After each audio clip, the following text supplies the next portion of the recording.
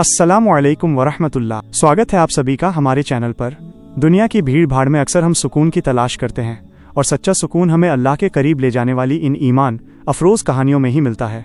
आज हम आपके लिए लेकर आए हैं एक ऐसा ही रूहानी वाक़या जो न सिर्फ आपके दिल को छू लेगा बल्कि आपके ईमान को भी ताज़ा कर देगा। तो चलिए शुरू करते हैं। अश्कों की गूंज। जब अर्श हिल उठा, रात का आखिरी पहर था। सन्नाटा इतना गहरा कि खामोशी की भी अपनी एक आवाज सुनाई दे रही थी। कमरे के कोने में एक पुराना चिराग अपनी आखिरी सांसें ले रहा था। उसकी थरथराती लौ उस माँ के वजूद जैसी थी जो टूट रही थी पर बुझी नहीं थी। वो माँ जिसका शरीर वक्त की मार और फटी हुई चादर से ढका था, मुसल्ले जायनमाज पर बैठी थी। उसके चेहरे की झुर्रियों में दुखों की दास्तानें लिखी थीं, लेकिन उसकी आंखों में एक ऐसी लौ थी जिसे दुनिया की कोई आंधी नहीं बुझा सकती थी। उम्मीद की लौ। वो दर्द जो लफ्जों में नहीं था।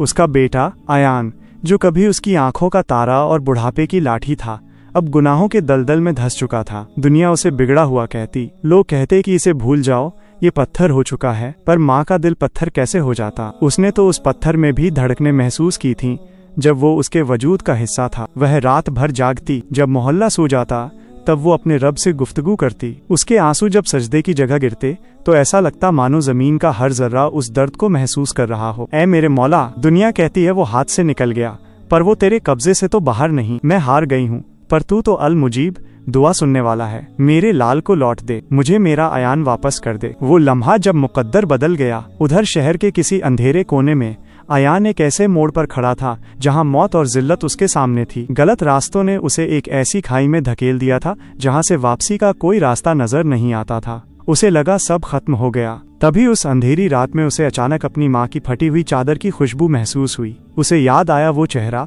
जो उसके लिए हर रोज टूटता था। या अल्लाह, मुझे माफ कर दे, मुझे मेरी माँ के पास भेज दे। कहते हैं जब माँ की तड़प और बंदे की तौबा एक साथ आसमान की तरफ उठती है तो अर्श का पाया हिल जाता है। अयान के उस एक आंसू ने उसके सालों के गुनाहों को धो डाला। एक नई सुबह, शुक्र का नूर। अगली सुबह जब सूरज की पहली किरण माँ के आंगन में पड़ी तो दरवाजे पर एक साया खड़ा था। वो अयान था। वो अयान नहीं जो रात को गया था, बल्कि वो अयान जिसे माँ की दुआओं ने दोबारा जन्म दिया था। माँ ने न सवाल किया, न उलाहना दी। उसने बस अपने कांपते हाथों से बेटे का माथा चूम लिया। बेटे के गालों पर गिरते माँ के आंसू इस बात की गवाही दे रहे थे कि अल्लाह ने सुन ली है। उस दिन अयान ने समझा कि दुनिया की सबसे मजबूत ढाल माँ की दुआ है। और माँ ने सजदे में गिरकर बस इतना कहा, ऐ अल्लाह, तूने साबित कर दिया कि माँ की ममता हार सकती है, पर तेरी रहमत कभी नहीं हारती। पैगाम, द डीप मैसेज। दुनिया के दरवाजे बंद हो सकते हैं, पर खुदा का दरवाजा और माँ की दुआ हमेशा खुली रहती है। अगर आपके पास माँ है तो आपके पास मुकद्दर बदलने की चाबी है। दिल को छू लेने वाले ईमान अफरोज वाकयात के लिए